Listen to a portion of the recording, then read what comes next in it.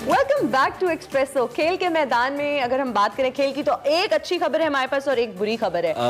मेरे हिसाब से एक नहीं, दो अच्छी खबरें हैं। पहली अच्छी खबर क्या बताएं? खबर यह है कि पाकिस्तान ने 8 साल बाद जनूबी अफ्रीका को होम ग्राउंड पर शिकस्त देकर वनडे सीरीज अपने नाम कर ली है। और इसी वनडे सीरीज के अंदर इस वक्त जो दूसरी अच्छी खबर है वो बाबर आजम के हवाले से है। हम अगर T20 और वनडे फॉर्मेट की बात करते हैं तो उसमें बाबर आजम ने विराट कोहली को पिछाड़ दिया है। टेस्ट रैंकिंग के अंदर बाबर आजम जो है वो सिर्फ एक दर्जा नीचे है विराट कोहली से, लेकिन ये पॉइंट डिस्ट्रीब्यूशन क्या है इस पे हम बात करेंगे। उससे पहले हम जरा सीरीज की बात कर लेते हैं। बिल्कुल, पाकिस्तान ने वनडे सीरीज के आखिरी और फैसला कुन मार्के में पहले बैटिंग करते हुए मुकर्ररा 50 ओवर्स में साउथ अफ्रीका को 321 रन का हदफ दिया है। बिल्कुल, जिसमें ओपनर जो है फखर जमान ने कितने रन बनाए हैं? 101 रन बनाए और बाबर आजम ने 94 रन की। अच्छा, ये मेरा इम्तिहान ले रही है, मुझे याद है कि नहीं? मुझे याद है भाई, 94 रन की शानदार इनिंग खेली। जबकि फास्ट बॉलर हसन अली की बात करें तो एक ओवर में 4 छक्के लगाकर महज 11 गेंदों पर 32 रन बनाए। हसन अली कभी कभी सरप्राइज कर देते हैं। और हसन अली के यहाँ एक बेबी गर्ल भी पैदा हुई है, खबर ये भी है,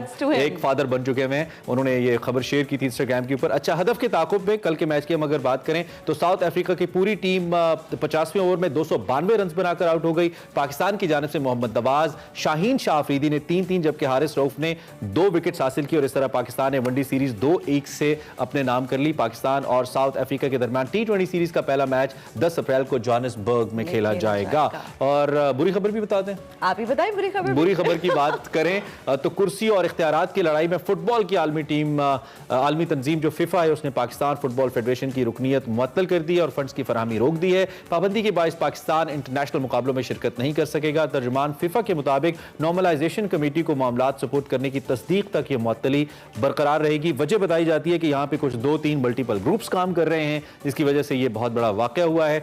इसी हवाले से बात कर लेते हैं। हमारे साथ स्पोर्ट्स एनालिस्ट और senior cricket expert Mirza Iqbal Baig साहब, क्रिकेट एनसाइक्लोपीडिया, हमारे साथ मौजूद हैं। उनसे जरा बात कर लेते हैं। तो सबसे पहले मिर्जा साहब, अच्छी खबर से आगाज करते हैं, बुरी बात में डिस्कस करेंगे बिकॉज हमारा मूड अच्छा है तो हम अच्छा ही रखेंगे। जीत गए हम सीरीज माशाल्लाह, और जैसा कि हमने कहा बहुत अरसे के बाद जीते। ओवरऑल एनालिसिस करें, जीत कहते हैं बहुत सारी खामियों को छुपा देती है, लेकिन हम अगर ओवरऑल एनालिसिस करें तो आप कैसे देखते हैं सीरीज को? ठीक खेले हम, अच्छा खेले मिर्जा साहब?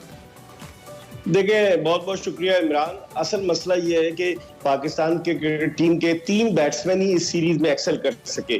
302 रन बनाए फखर जमान ने, 2 सेंचुरियां, 282 रन बनाए बाबर आजम ने, 128 रन बनाए इमामुल हक ने। इनके अलावा कोई और बैट्समैन इस तरह की बैटिंग नहीं कर सका जिसकी तवक्को की जा रही थी। तो इसका मतलब ये हुआ कि हम अपने टॉप ऑर्डर पर ज्यादा रिलाय कर रहे थे, और हमें जीत की खुशी में इस बात को नहीं भूलना चाहिए कि हमारा मिडिल ऑर्डर बहुत कमजोर और ना तजुर्बाकार है। इसमें कोई शक नहीं कि पाकिस्तान ने 2013 के बाद 8 साल के बाद कोई वनडे सीरीज साउथ अफ्रीका में जीती। आखिरी मर्तबा मिसबाह-उल हक की कप्तानी में हम वो सीरीज जीते थे। लेकिन इसके अलावा बॉलिंग के शोबे में भी आप देखें, इमरान के पहले वनडे में पाकिस्तान ने 273 रन स्कोर करवा दिए। दूसरे वनडे में अगरचे पाकिस्तान ने 341 रन स्कोर किए, लेकिन साउथ अफ्रीका ने 324 रन बना डाले। और कल तीसरे वनडे में जब साउथ अफ्रीका के 6 नहीं, पाकिस्तान ने 341 किए दूसरे वनडे में, और साउथ अफ्रीका ने 324 बना दिए थे। जो साउथ अफ्रीका 17 रन से हारा था जोहानिसबर्ग का। और कल का जो वनडे था उसमें साउथ अफ्रीका के 6 टॉप के प्लेयर्स नहीं थे। 5 IPL में चले गए, वेंडर डूसन जो थे वो जख्मी हो गए, और उसके बावजूद उन्होंने 292 रन स्कोर किए। तो ये लम्हे फिक्रिया है कि हमारी बॉलिंग जो है उस तरह की कारकर्दगी नहीं पेश कर रही।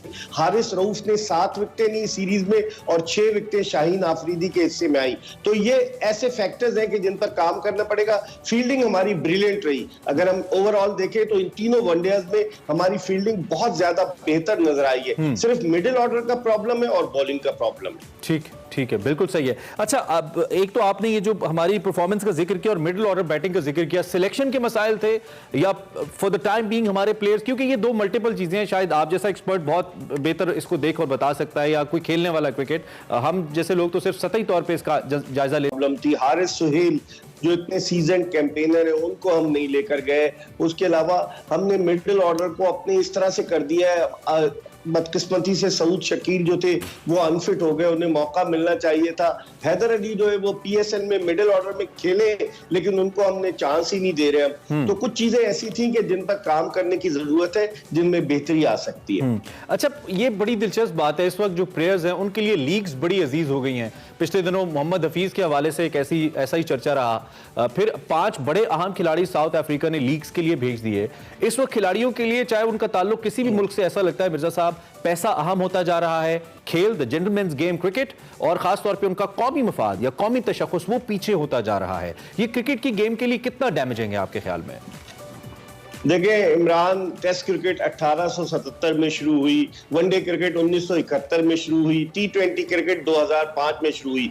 वो जो जेंटलमैन्स गेम था वो आहिस्ता आहिस्ता जेंटलमैन्स का टैग इससे खत्म होता जा रहा है। और जब से इंडियन प्रीमियर लीग शुरू हुई है, पैसे की भरमार है, इंडिया डोमिनेट करता है। लोग कहते हैं कि ये इंडियन क्रिकेट काउंसिल है, आईसीसी नहीं है। तो इंडिया चूंकि इतने पैसे देता है, तो आप अंदाजा लगाएं कि टेस्ट क्रिकेट खेलने वाले बेशतर ममालिक आईपीएल के दौरान अपनी सीरीज स्केड्यूल नहीं करते।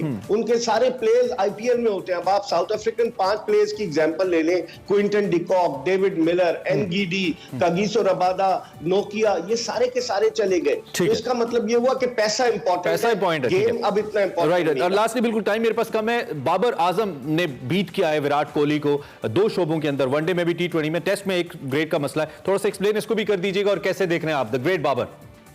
देखिए, बाबर आजम ने जिस तरह 2 सेंचुरियां की, तो अब बाबर आजम के 858 पॉइंट्स हैं आईसीसी की ओडीआई रैंकिंग में, और विराट कोहली के 857 पॉइंट्स हैं। 1 पॉइंट से बाबर आजम इस वक्त टॉप पर बन गए, और 20 साल के बाद कोई पाकिस्तानी बैट्समैन जो है वो आईसीसी की रैंकिंग में नंबर 1 हुआ है ओडीआई रैंकिंग में। और अब उसके अलावा बाबर आजम अगर आप देखें तो तीसरे नंबर पर है, T20 में चौथे पे विराट कोहली है, और इस तरह टेस्ट में विराट कोहली 5वें पे और बाबर आजम 6ठे पर है। तो मुकाबला बड़ा दिलचस्प है। विराट कोहली 2008 में उन्होंने कैरियर शुरू किया, बाबर आजम ने 2015 में शुरू किया, लेकिन रेस जारी है। अब देखते हैं कि कौन इस रेस में आगे आगे रहता है। ठीक है, T20 कैसे होगा हमारा? T20 को कैसे देख रहे हैं? जीत जाएंगे आसानी से?